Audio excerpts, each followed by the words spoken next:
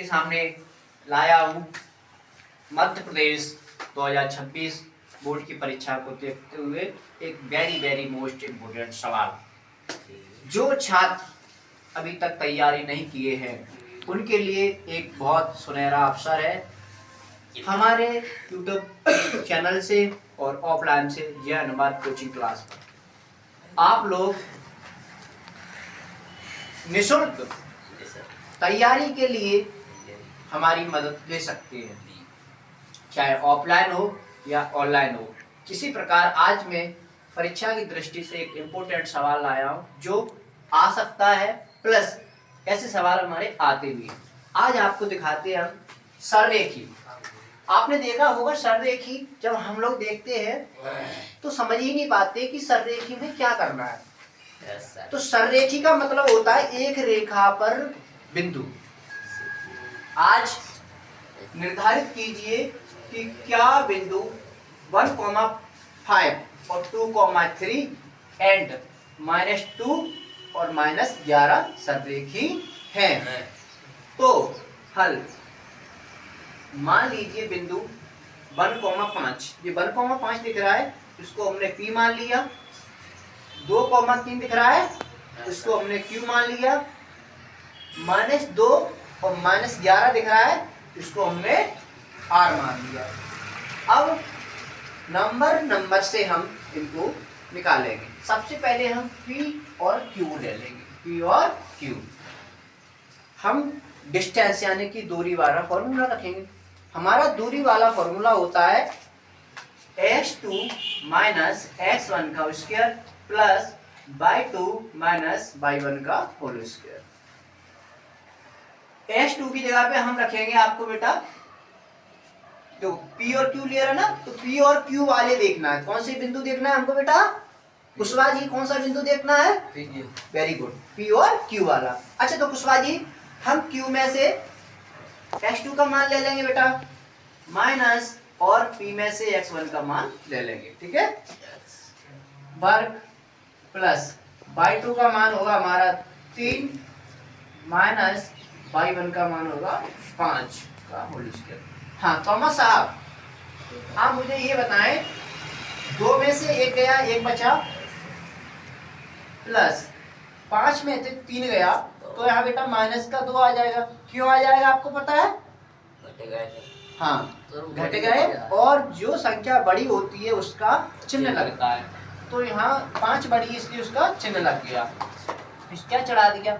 1 का 1 प्लस का प्लस, 2 का वर्ग किया 4, 4 और 1 5। हाँ क्या नाम है आपका? आशीष। आशीष भाई जरा देखें, जिस प्रकार हमने PQ निकाला है उसी प्रकार हम Q और R निकाल रहे हैं। जरा देखिए ध्यान से, अगर आपको कहीं डाउट हो तो बता सकते हो बेटा। x2 माइनस x1 का square plus y2 minus y1 का स्क्वायर। मुझे विश्वास है कि अब आप लोगों को ये सूत्र अच्छी तरीके से याद हो गया होगा और समझ भी आ गया होगा। x2 का मान होगा बेटा, यह देखना Q और R देखना है। कौन सा देखना है? Q और R। तो Q वाला और R वाला देखो। x2 का मान होगा बेटा -2 माइनस x1 का मान होगा अपना 2, ठीक है, स्क्वायर प्लस y2 का मान होगा अपना -11 और y1 का मान होगा अपना 3। माइनस और माइनस प्लस हो जाता है, चिन्ह माइनस का रहता है गणेश। 2 और 2 4, माइनस का चिन्ह स्क्वायर प्लस 11 और 3 14 स्क्वायर। 2 का वर्ग करोगे 16 प्लस 14 का वर्ग करोगे तो 196। हाँ गणेश भाई, आप तो गणेश जी हैं, जरा बताइए 196 में जब 16 जोड़ेंगे तो ये 212 है। अब हम उसी प्रकार, जिस प्रकार हमने ये दोनों बिंदु निकाले PQ और QR, उसी प्रकार आज RP भी हम आपके सामने निकाल के दिखाएंगे। 2 बिंदु दिखाते आए थे अभी तक, आज तीसरा बिंदु भी दिखा रहे हैं। देखते हैं x2 minus x1 square plus y2 minus y1 का स्क्वायर। इसमें भी इसी प्रकार वैल्यू हम सभी रख देंगे। तो देखो बेटा आर और पी, तो पी वाला दिख रहा है और आर वाला दिख रहा है, इन दोनों में से ही मान रखने। तो देखो बेटा 1, तो 1 देखना बेटा तो P वाले का मान कितना है S2, यहाँ ये 1 हो जाएगा, ये 2 हो जाएगा, ठीक है बेटा।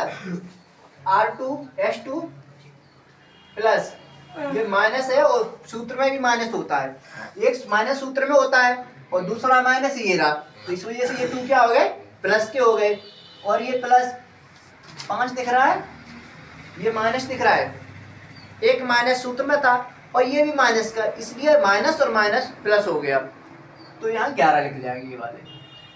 2 और 1 3 का वर्ग प्लस 11 और 5 16 का वर्ग, 3 का करोगे 9, 16 का करोगे तो 256, ऐड करोगे तो 265, ठीक है।